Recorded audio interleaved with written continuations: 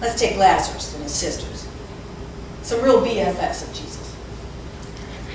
They didn't know that Jesus stayed away from healing Lazarus because God was setting the stage for himself and his son to be glorified when Jesus raised Lazarus. It was some very tough going until they understood what God was up to. And the incredible part, they got to play in it. Can you imagine? These people got a crash course in Holy Mature Joy, guys. I mean, they went from joy being with Jesus, friend of Jesus, love Jesus, know Jesus, to boom, Holy Mature Joy in a day. When Jesus turned Lazarus into the poster child for the hope of glory. Guys, can you imagine when they finally got Lazarus untied, cleaned up, and got that party started? Unbelievable, immeasurable joy. Guys, I would imagine it was enough joy for them to live their entire lives on. If someone had asked Lazarus afterwards, Laz, would you do it again? How could you have said anything other than, of course I'm doing anything for my friend Jesus. Do it again? Actually, I rather think I will. Only the next time I die, it's going to be really different. I would imagine this is the message that the sisters sent on that day. Dear friends, our brother Lazarus has died again. Please join us for a party celebrating his life. Not just the life he's lived with us, but the life he is living now. For we know he has walked again through the door of death and hears and sees again our dear friend and master, Jesus, whose own death and resurrection makes our party possible. There will be no professional mourner this time, only dancers. Led, of course, by our beloved sister Martha. Sign of the fish. P.S. Please bring a dish. Martha, as you know, rarely cooks anymore. Go on.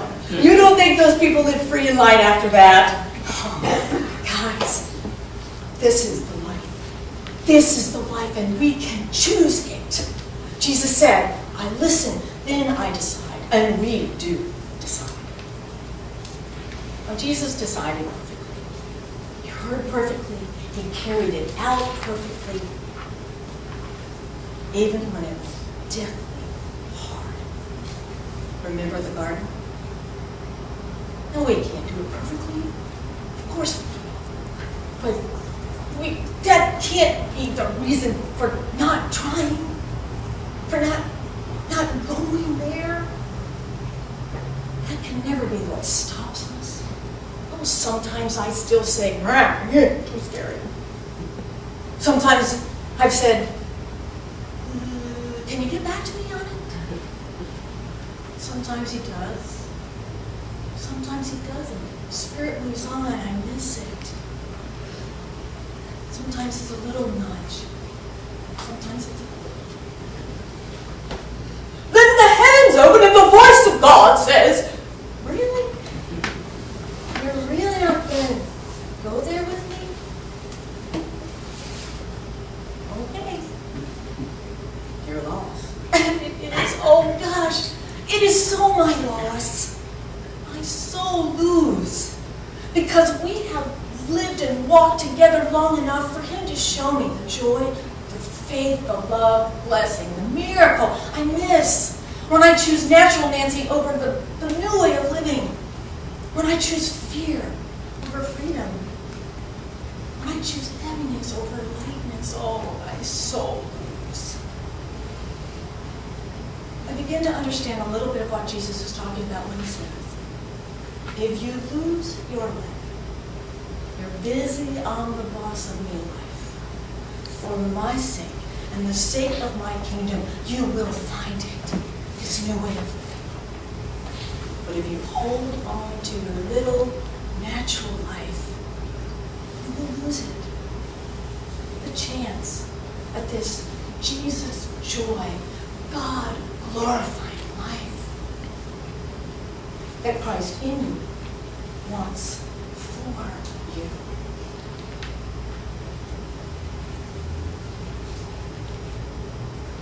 Many years ago, in a small Midwestern town, there lived a young telegraph operator.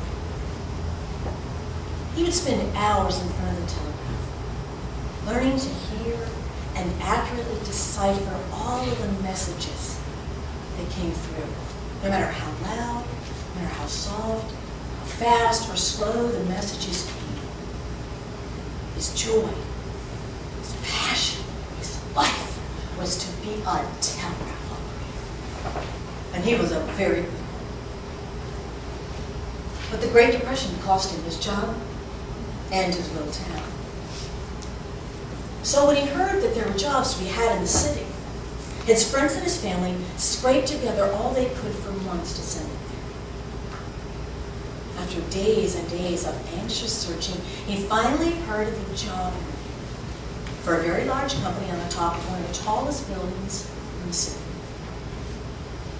He was scared, but so hopeful when he walked into the room and it was filled with people actually working. He couldn't believe it. He hadn't seen that in months.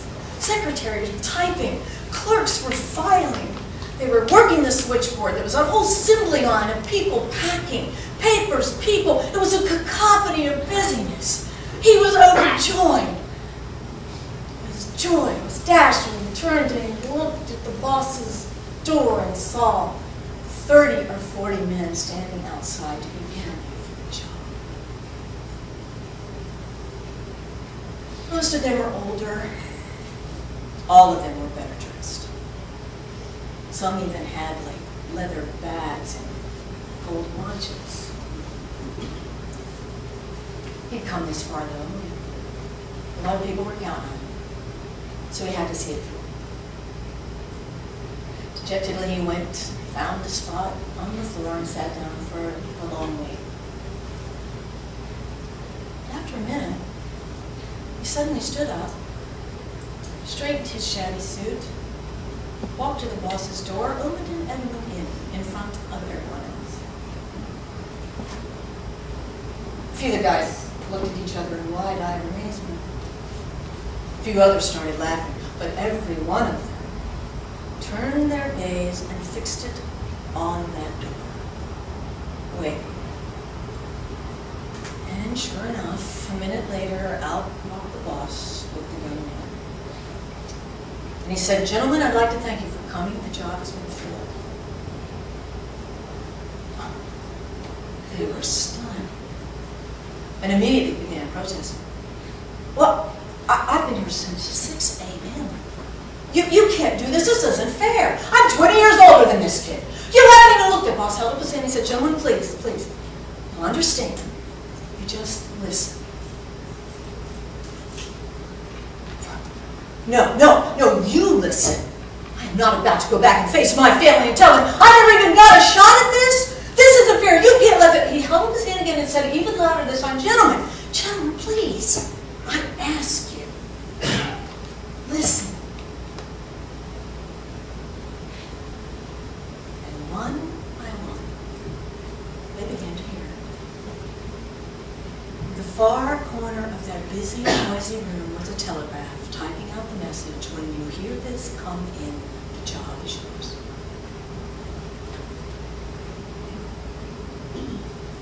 Don't you want to hear the voice of Jesus above all the busy distractions and diversions and unnecessary things in your life and in this world? I do. I want the job. Because he's the boss of me.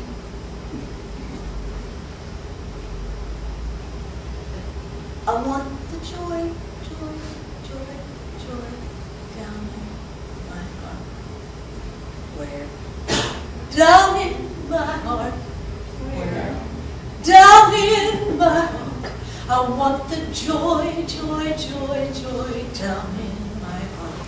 Where? Down in my heart to stay.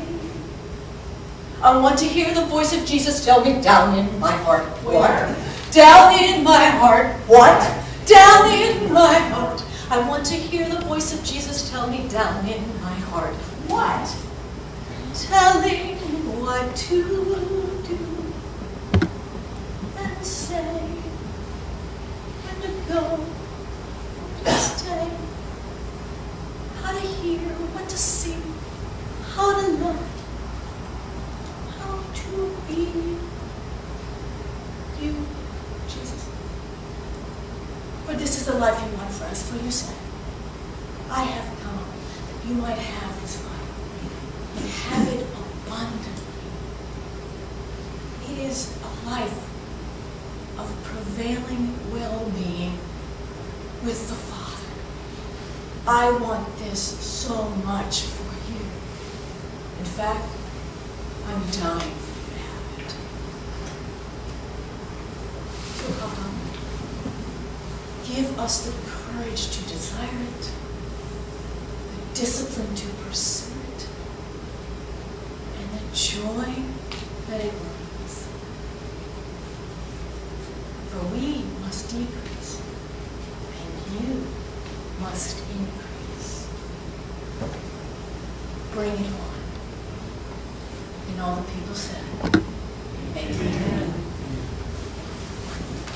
I believe the Father is on the edge of his seat waiting